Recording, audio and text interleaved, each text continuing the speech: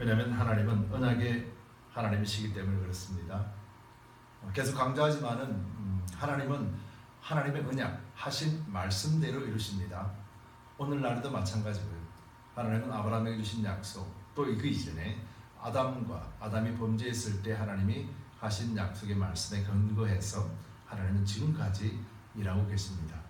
그리고 하나님의 말씀이 완전히 성취되기 전까지 우리는 지금 이 시대에 살면서도 하나님의 말씀이 완전하게 이루어지기를 기다리고 있는 그런 성도로서의 삶을 살고 있다는 것을 잊지 마시기 바랍니다. 이것은 즉 주님이 늘 우리와 함께 하고 계신다라는 의미이기도 합니다. 주님이 늘 여러분들과 함께하고 또 가정에도 함께하고 여러분들이 가는 곳곳마다 주님이 늘 동행하신다는 사실을 믿고 그 믿음 안에서 하나님 주시는 거룩한 평강이 넘쳐나기를 예수 그리스도 이름으로 축복합니다. 저는 항상 이런 질문을 해봅니다. 그 전에 제가 구원받은 것에 대한 불확실하고 그냥 열심으로만 살았던 그런 안소 집사 시절에 그때와 지금은 아무도 많이 달라 있음을 보게 됩니다. 그때는 구원을 받았는지 내가 구원을 얻었는지 이럴 때는 뭐 구원을 얻은 것 같고 어떤 때는 또 구원이 아닌 것 같고 하는 그런 생각들이 교차되어 있었을 때는 전혀 느끼지 못했던 것이었는데요. 이제 주님 안에서 구원받은 것에 확정하고 또 주님의 종으로서의 쓰임받는 일꾼이 되었습니다. 그래서 이제부터는 진짜 우리가 구원을 얻었다라는 것에 대해서 확정을 하고 나니까 이제 이 구원이 나에게는 어떤 의미인가라는 것에 대해서도 명확하게 알고 있다는 것이죠. 구원이 있다는 것은 우리가 이 땅에서 이 삶이 영원하지 않고 이 땅의 것이 다가 아니라는 것에 의미를 하는 것이죠. 그렇기 때문에 구원을 얻었다는 것은 이 구원보다 더 중요한 것이 없다라는 것을 깨닫는 것이죠. 일반 많은 사람들이 예수를 믿고 구원받았다라고 말합니다. 그럼에도 불구하고 예수님으로 인해서 구원받았음에도 불구하고 이 구원의 가치보다도 우리가 세상의 가치를 더 많이 두고 살아갑니다. 그래서 우리가 때로는 신앙이 과연 무엇인가, 신앙생활에서 가장 중요한 것이 무엇인가에 대해서 잃어버리고 사는 경우가 상당히 많다는 거죠.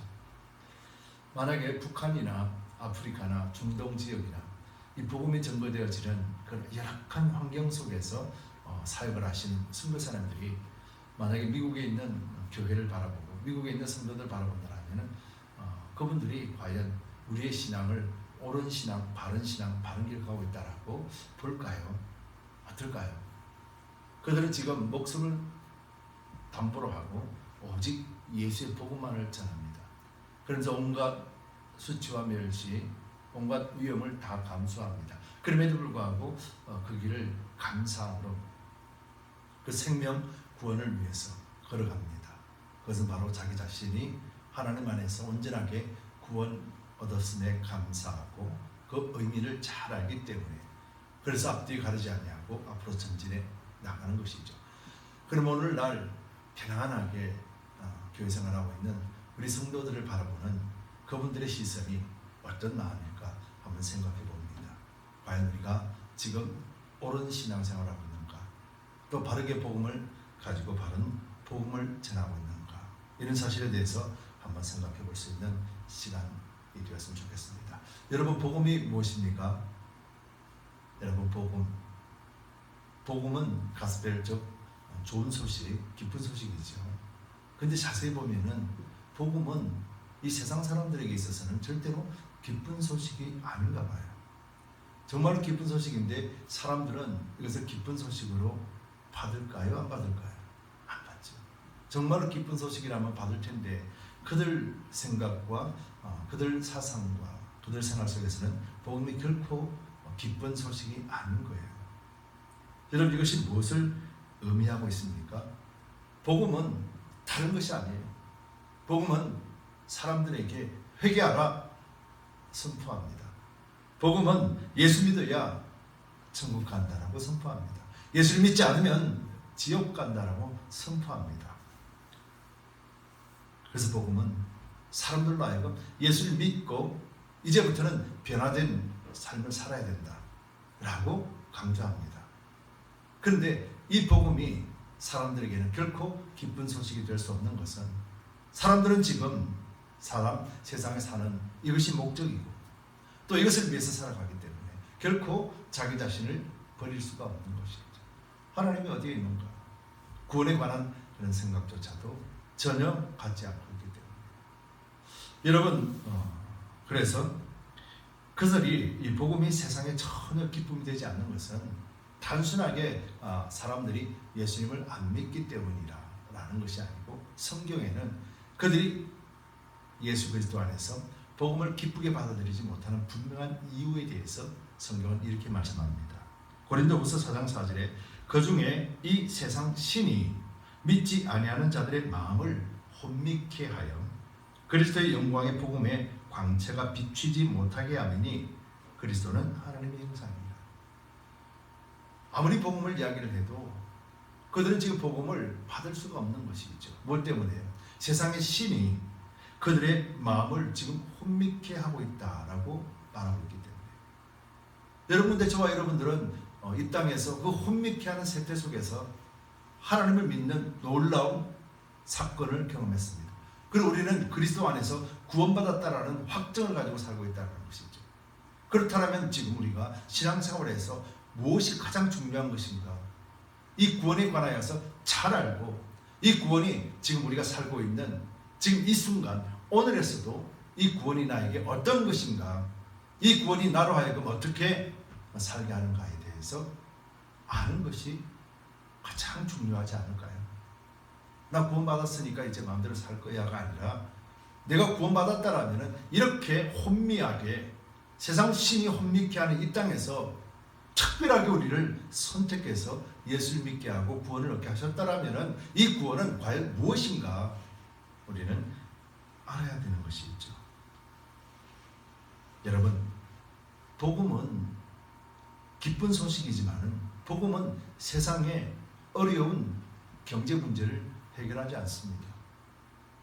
여러분, 복음은 죽고 사는 문제, 오래 살고 건강하게 사는 문제를 해결하지 않습니다. 여러분, 복음은 전쟁을 해결하고 자연재해 같은 그런 재난을 해결하지 않습니다. 복음은 사람들로 하여금 회개하고 돌이키게 해서 그 영혼이 구원을 얻게 하시려는 하나님의 생명입니다. 여러분, 복음은 세상에서 세상에 원하는 것을 주지 않는다라는 것이죠. 바로 이것이 세상 사람들에게 있어서는 복음이 절대로 기쁜 소식이 될 수 없는 이유인 것이죠. 여러분, 오늘 본문의 배경을 보면은 바로 그런 의미를 말씀해주고 있는데요. 오늘 본문에 보면은 본문 이전에 제자들이 이제 성전을 바라보면서 아마 예수님께도 이렇게 보여주면서 자랑을 했는 것 같아요. 성전이 아름답고 거대한 성전이 보면서. 근데 예수님께서는 그 성전을 보면서 이제 오늘 본문에는 없지만은 24장 1절 2절에서 그 성전이 무너질 것에 대해서 예수님은 말씀해 주셨어요. 바로 유대인들은 성전이라고 하는 것이 결국 그들에게는 신앙이죠. 성전이 우상입니다. 그들에게 있어서는 성전이 하나님이요, 성전이 그들에게 있어서는 세상 어떤 것도 바꿀 수 없는 위대한 것이고 또 그들의 것이라는 것이죠. 그런데 성전이 이제 무너지겠다라고 예수님은 말씀합니다. 그러고 난 다음에 이제 예수님께서 제자들과 함께 감람산 위로 올라가셨는데 그때 제자들이 궁금해서 묻는 것이죠. 아니, 예수님이 왜 이렇게 말씀하셨을까? 라고 하면서 이제 예수님에게 어떤 일이, 언제 그런 일들이 있을 것이며 또 세상 끝에는 어떻게 될 것입니까? 라고 질문하게 되고 그 질문에 이제 예수님께서 대답하는 내용들이 오늘 본문의 내용입니다. 그러면서 예수님께서 가장 첫 번째 하시는 말씀이 뭐냐면은 너희가 사람의 미혹을 받지 않도록 주의하라 라고 말씀합니다. 사람의 미혹을 받지 않도록 주의하라 라고 말하면 또 많은 사람들이 많은 사람을 시험에 들게 할 것이고 많은 사람이 많은 사람들을 무너지게 할 것이다 라고 말씀합니다. 그러면서 상황 속에서 민족이 민족을 나라가 나라를 대적하여 일어나겠고 처처에 기근과 지진이 있으리라 라고 말합니다. 그리고 형제가 형제를, 그리고 가족 간에서도 그런 일들, 미워하는 그런 일들이 있을 것이라는 것을 말해주고 있죠. 여러분 당시 삶도 아마 그런 삶이 계속 있었을 것입니다. 예수님 시대에도 지진이 있었고 예수님 시대에도 전쟁들이 일어났습니다. 예수님 시대 때도 가족 간에 불화가 생겼고 예수님 시대 때도 예수를 믿는다는 이유 때문에 유대인들로부터 핍박받는 그런 일들이 있었습니다. 그런데 예수님 시대에 제자들에게 하신 말씀 중에 도저히 공감이 되지 않는 내용이 하나가 있는데 그 내용이 무엇이겠습니까? 5절 말씀에 이렇게 말하고 있습니다. 많은 사람이 내 이름으로 와서 이르되 나는 그리스도라 하여 많은 사람을 미혹해 하리라. 나는 예수님이라는 것이죠. 그런데 예수님하고 같이 있는 제자들, 그 시대에 과연 다른 사람이 나는 예수다라고 나왔던 사람은 당시에는 없었습니다. 그잖아요. 예수님이 십자가에 죽고 부활하시고 승천하시고 난 다음에 그리스도인들이 교회가 세워지고 난 다음에 비로소 내가 그리스도다, 내가 부활이다 라고 주장했던 사람들이 일어났기 때문에, 그렇기 때문에 지금 예수님께서 하신 이 말씀은 제자들이 전혀 공감할 수 없는 이야기죠. 아마 제자들이 이 소리를 듣고도 이게 무슨 말인가 전혀 알지 못해서 아마 마음에 담아두지도 않았을지도 모릅니다. 예수님께서는 지금 아주 심각하게 말씀해 주셔도 제자들은 이것이 전혀 마음에 와닿지 않는다라는 것입니다. 많은 사람이 와서 그렇게 할 것이다라는 거예요. 예수님이 내 앞에 있기 때문에 예수님 기적과 이적을 행하시고 예수님이 영원토록 살 것이라는 것을 믿고 있는 그들에게 있어서는 전혀 와닿지 않는 말씀이잖아요. 여러분 오늘날 우리에게도 마찬가지지 않아요? 우리가 예수님 믿어도 전혀 와닿지 않는 말씀들이 있습니다. 그 중에 하나가 뭡니까? 심판이 있으리니 라는 말이잖아요. 전혀 와닿지 않습니다. 왜요? 그 심판이 우리에게 직접적으로 온다라는 것에 대해서 경험해보지 않았기 때문에, 그래서 마지막 때 심판이 있을 것이며 예수께서 다시 오실 것이다라는 이 말씀을 우리는 알고 믿는다 하지만은 우리가 절대로 공감할 수가 없는 것이죠. 공감하지 못하면 행동할 수가 없는 것이죠. 공감이 안 되는데 어떻게 행동하겠습니까? 예수님의 제자들도 마찬가지였었습니다. 예수님이 하시는 말씀들, 오늘 주시는 말씀들, 마지막 때 어떤 일이 있을 것입니까? 라고 했을 때 예수님께서는 그들에게 상세하게 이야기를 해줍니다. 그럼에도 불구하고 그들이 공감이 안 됩니다. 난리와 난리 소문을 듣겠으나 너희는 삼가 두려워 말라. 이런 일이 있어야 돼. 끝은 아직 아니니라. 민족이 민족을, 나라가 나라를 대적하여 일어나겠고 천체의 기근과 지진이 일어나리니, 가끔가다 그런 일들은 있지만은 이것이 전체적으로 일어난다라는 생각을 전혀 할 수가 없죠. 왜요? 한 번도 그런 일을 경험하지 않았기 때문에. 그때 사람들이 너희를 환난에 넘겨주겠으며 너희를 죽이리니 너희가 내 이름을 위하여 모든 민족에게 미움을 받으리라. 아니 가끔 유대인들로부터 미움은 받고 유대인들로부터 핍박은 받지만은 그래도 많은 사람들, 민족이 그리고 또 세상 모든 사람들이 자기를 대적하고 자기를 죽이려고 하지 않는 세상, 예수님과 함께 있는 그 시대에 예수님만 있으면 모든 것이 해결되고 예수님만 함께 있으면 두려울 곳이 없는데, 근데 예수님이 이렇게 말씀하시는 것이 제자들에게 과연 공감이 되는가 하는 거죠. 제자들은 지금 예수님이 자기들과 함께 죽을 때까지 함께 있을 것을 생각하고 있는데, 근데 예수님이 지금 이렇게 말씀하시는 것에 대해서 어떤 생각을 할까요? 그런 일이 생기겠지요. 물론 예수님 말씀하셨으니까 그런 일이 있겠지요. 그런데 우리 예수님과 함께 있잖아요. 뭘 걱정합니까 우리가? 아마 그런 생각을 하지 않았을까요? 예수님 지금 하시는 말씀의 의미를 모르고 성전이 무너질 거라는 그 말을 하도, 성전이 무너질 것이라는 말씀을 해도 제자들은 전혀 공감이 되지 않는 것이죠. 저 서 있는 성전, 저 아름다운 성전이 어떻게 무너질 수 있겠는가? 예수님은 말씀은 듣겠는데, 말씀은 이해가 되겠는데, 근데 그 말씀대로 이루어진다는 것에 대한 전혀 공감할 수 없는 환경이었다. 여러분 여기서 우리가 필요한 것이 무엇인가를 알 수 있겠죠.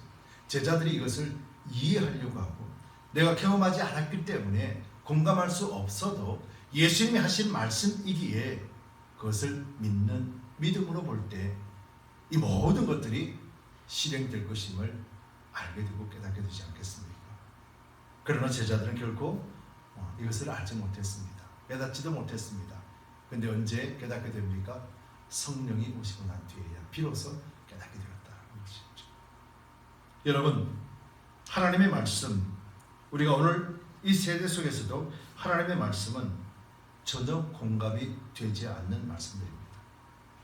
예수님이 십자가에 죽으셨고 그 십자가의 죽으심이 나를 위한 것이고, 예수님이 십자가를 그 믿는 순간 내가 구원을 얻었고, 내가 구원을 얻었기에 이제는 하나님의 백성, 하나님의 자녀가 되었고 하나님의 축복 가운데 거한 존재가 되었다는 것을 우리는 성경을 통해서 수도 없이 알고 알지만은 공감하지 못할 때가 더 많다는 것이죠. 여러분, 예수님의 말씀을 공감하고 성경 말씀을 공감할 수 있는 유일한 길은 우리가 이해해서 공감하는 것이 아니라 믿음 안에서 공감이 돼요. 우리가 믿을 때 이 말씀이 실제로 이루어졌음을 알게 되고 깨닫게 되고, 그래서 그 공감이 되면은 비로소 우리는 행동으로서 그 믿음의 삶을 살아가게 되는 것이죠. 여러분, 그래서 오늘 본문에도 13절에 보면은 끝까지 견디는 자는 구원을 얻으리라고 말씀합니다. 즉 이 말이 무슨 말입니까? 끝까지 견디는 자는 구원을 얻는다라는 것은 결코 구원을 얻는 길에 쉬운 길이 아니라는 것을 말해주고 있죠. 근데 무엇이 쉽지 않을까요? 무엇이 쉽지 않을까? 오늘 본문에 나와 있지 않지만은 14절 15절에 나와 있는 내용을 보면은 멸망에 가증한 것이 거룩한 곳에 선 것을 보거든 이라고 말합니다. 모든 땅 끝까지 복음이 전거되어지지만은 멸망에 가증한 것이 거룩한 곳에 서는 날이라고 표현하면서 결코 쉽지 않을 길이라는 것에 대해서 무엇을 말해주고 있냐면은 너희가 믿는 성전, 너희가 믿는 믿음 안에 다른 어떤 것들이 들어와서 너희를 방해할 것이다 라고 말하는 거죠. 그 다른 어떤 것이 뭐겠습니까? 멸망에 가증한 것, 이것이 뭡니까? 바로 우상을 이야기하는 것이죠. 여러분, 하나님과 우상을 겸하여 섬길 수 없는, 만문과 여호와를 겸하여 섬길 수 없듯이 우리는 하나님 한 분만 전적으로 섬겨야 되는 것이죠. 그래서 하나님 제1주의, 하나님이 가장 제1로 삼고 섬기는 신앙, 그 신앙만이 우리의 구원을 이룰 수 있는 신앙입니다. 이것은 바로 예수 그리스도의 십자가 안에서 이루시기 때문에, 그래서 우리가 주님 한 분, 예수님으로 인하여서 하나님 한 분을 섬긴다는 것이 결코 쉽지 않다는 것이죠. 무엇 때문에요? 사람들의 말로 인해서, 사람들이 유혹하고 사람들이 말로 인해서 무너지게 만들고, 우상을 믿는 세상 사람들, 우상을 같이 섬기는 어리석은 그런 사람들에 인해서 그 말들이 우리로 하여금 무너지게 만들고 그들의 공갈과 협박과 죽이려고 하는 그런 악한 생각 속에서 우리가 무너질 수가 있다는 것을 말씀하고 있는 것이죠. 여러분, 우리가 예수를 믿는다는 것, 그래서 우리가 절대적으로 우리는 예수를 믿는 것에 대해서 확신을 가질 뿐만 아니라 우리를 무너지게 하는 것들이 분명히 있다는 것에 대해서도 우리는 잘 보아야 될 줄 믿습니다. 오늘 본문에 보면 우리를 무너지게 하는 것들이 뭡니까? 바로 사람의 미혹을 받지 않도록 주의하라. 즉 사람들이 하는 말을 우리 신앙과 연관시키지 말라는 것이죠. 여러분, 우리가 신앙을 지키기 위해서 무엇에 집중해야 됩니까? 우리는 신앙을 지키기 위해서 오직 그리스도의 말씀, 성경 말씀의 기준 되어져야 됩니다. 사람의 말이 기준이 아니고 성경 말씀이 기준이 되어야 되는 것이죠. 그런데 유혹하는 것들이 뭡니까? 야, 성경에는 이렇게 되어 있어가 아니라 하나님은 이런 분이야, 예수님은 이런 분이야, 야, 예수님 이런 분인데 우리가 이렇게 살면 되겠니? 모든 것이 인간의 생각이고 인간의 의가 드러나는 것들, 그것은 우리가 주의해야 된다는 것이죠. 그럴 때 우리는 무엇을 살펴봐야 됩니까? 말씀에는 무엇라고 말씀하시는가 라고 볼 줄 아는 것이 진정한 그리스도인이요 성도인 거예요. 이것이 바로 우리가 믿음 안에서 흔들리지 않고 지키게 되는 것이죠. 저는 목회를 하다 보니까 그런 일들이 참 많이 있습니다. 그리고 사람들이 말하는 것을 듣다 보면 모든 것들이 감정이에요. 감정. 우리가 이렇게 하면 하나님도 좋아하실 것 같아. 내가 이렇게 하면 하나님이 더 기뻐하실 것 같아. 그러니 우리가 이렇게 해야 돼. 근데 과연 그럴까요? 하나님 기뻐하시는 것은 성경 말씀에서 분명히 나와 있습니다. 근데 우리는 우리가 필요에 따라서, 우리 감정에 따라서 움직이려고 하는 것이죠. 하나님의 말씀은 저 뒤에 적혀있는 거예요. 그래서 우리는 성경을 알지 못하고 성경을 이렇게 덮어놓고 그냥 있는 거죠. 하나님은 그럴 것이야. 내가 믿는 하나님은 이런 하나님이지. 그럼 그렇게 해야지 우리 하나님이지. 우리가 하나님을 정합니다. 이런 분은 하나님이고 이런 건 하나님이 아니라는 거예요. 근데 우리는 덮어놓고 믿는 것이 아니라 이렇게 성경을 열어놓고 믿어야 되는 거예요. 성경 안에서 뭐라고 말씀하시는가? 그래서 분명하게 말씀을 가지고 우리는 나가야 돼요. 그럴 때 비로소 내가 그리스도다, 내가 메시아다라고 하는 어리석음을 바르게 분별할 수 있는 것이죠. 나는 길이요 진리요 생명이라고 말씀하신 것은 예수 외에는 없습니다. 그리고 예수님이 다시 오시는 날, 예수님이 언제 오실지 아무도 모른다고 그랬습니다. 성경 아무도 모른다고 그랬는데 자기가 벌써 예수예요. 한국에도 수십 명의 예수가 움직이고 있다고 그러잖아요. 근데 사람들이 현혹 때 무너지는 이유가 무엇이겠습니까? 말씀이 없이 덮어놓고 믿으니까 그런 거죠. 이것을 우리는 경계해야 되고 사람의 말을 우리는 경계해야 되는 것이 있죠. 그리고 난 다음에 세 번째로는 세상에 일어나는 이런 일들을 주의 깊게 살펴보라는 거예요. 여러분, 아직도 우크라이나나 러시아 전쟁이 아직도 안 끝났습니다. 1년이 지나도 안 끝났습니다. 팔레스타인과 이스라엘의 전쟁이 지금도 이루어지고 있습니다. 그리고 각기 민족이 민족을 지금 그렇게 목숨을 앗아가는 일들이 벌어지고 있습니다. 기근이 있고 지진이 있고 지금 홍수가 일어나고 있고 어떤 데는 가뭄 때문에 죽어가고 있습니다. 심화되고 있다는 것이죠. 그럼 우리가 그리스도인으로서 이런 자연재해나 지금 일어나고 있는 일들을 바라보면 우리가 무엇을 느낄 수 있겠습니까? 그들은 그들이고 우리는 아무 문제가 없으니까 우리는 지금 행복하게 살면 돼. 이것이 아니잖아요. 예수님께서 분명히 말씀하고 계시잖아요. 민족이 민족을, 나라가 나라를 대적하여 일어나겠고 처처의 기근과 지진이 있으리니 이 모든 것이 재난의 시작이니. 여러분 잘 보시기 바랍니다. 예수님 시대 때도 이런 일들은 있었습니다.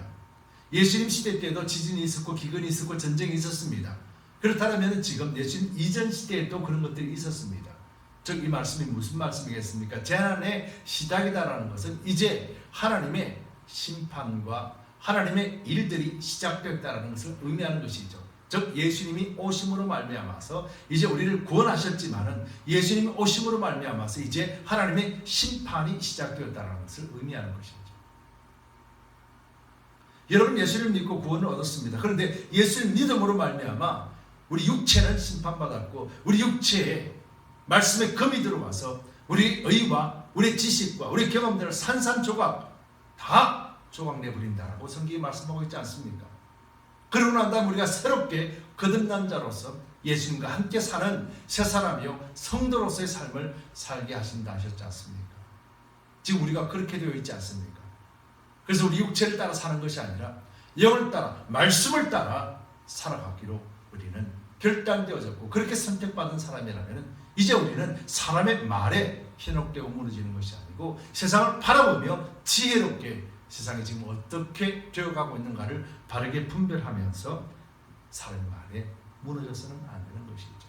근데 대부분 사람들이 시험에 든다, 시험에 들어 무너진다 라고 하는 것이 진짜 시험에 들어 무너지는 것일까요? 아닙니다. 우리는 사단의 유혹이나 사단의 시험을 받는 존재가 아니라는 거예요.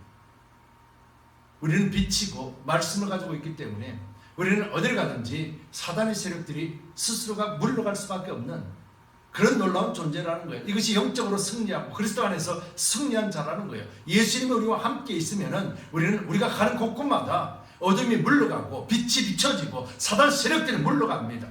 예수의 이름으로 나갈 때마다. 근데 우리가 왜 사단에게 시험을 당한다고 해요? 왜 사단이 오늘도 역사한다라고 이야기를 합니까? 정말 사단이 역사합니까? 그럼 그 속에 예수님이 없다라는 것을 스스로가 고백하고 있는 것이죠. 그래서 무너집니다.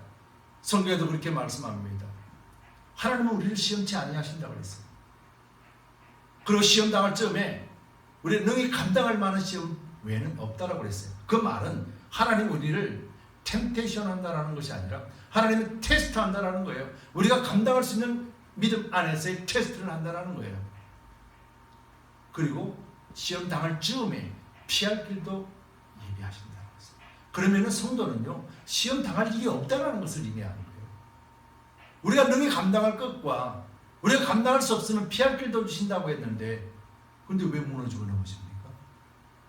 한 번만 생각해보고 말씀만 보면은 우리가 무엇 때문에 시험 들었는가? 성경은 이렇게 말합니다. 자신의 정욕 때문이라고 말합니다.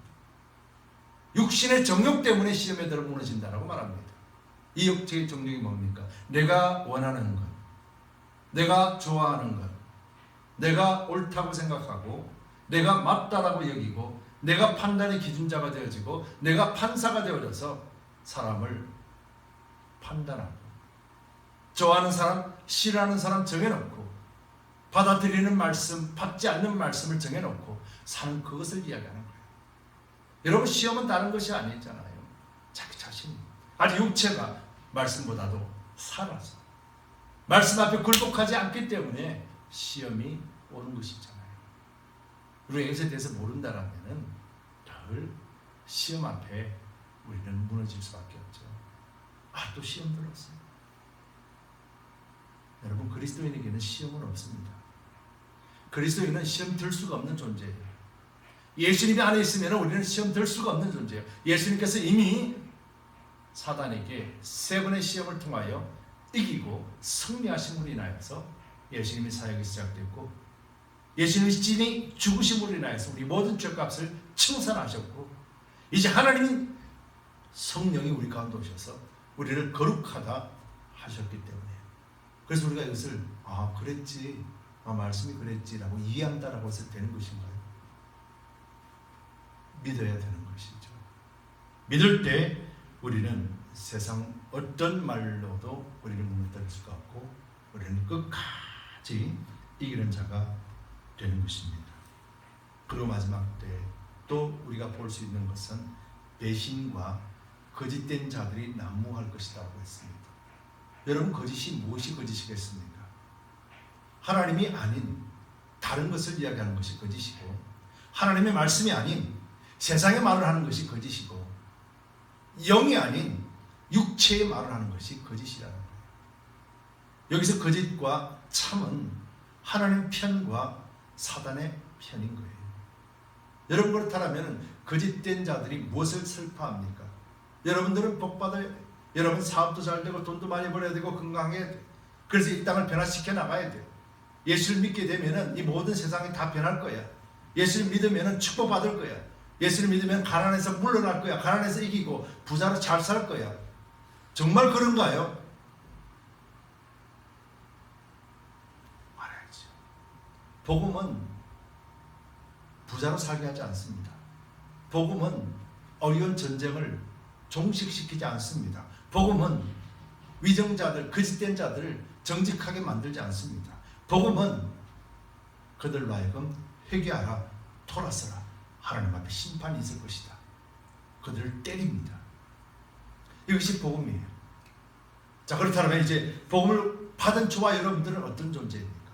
그 복음으로 인해서 이제 하나님이 회개하라 했을 때, 알겠습니다 하나님, 우리는 언제든지 회개할 수 있는 존재가 되었습니다.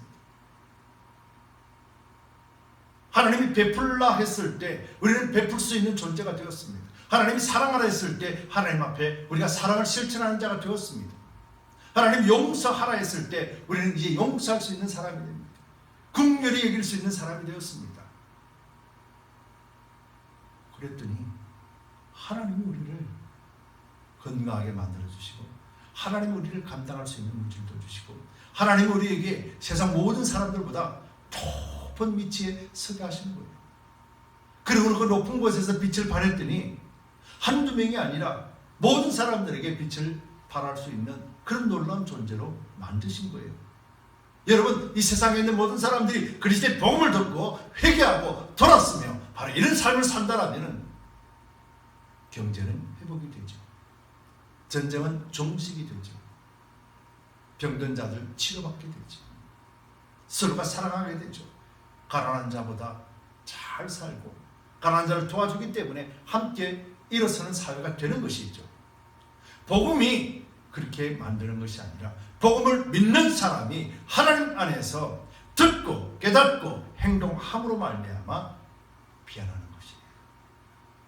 즉 복음은 우리로 하여금 세상 편에 있는 우리의 시선들을 하나님 편으로 돌리는 것이에요. 하나님 편에 돌렸더니 하나님 안에서 우리 삶이 변화가 되는 것이에요. 삶이 변화되니 모든 것들이 만족스럽게 변화가 되는 것이죠.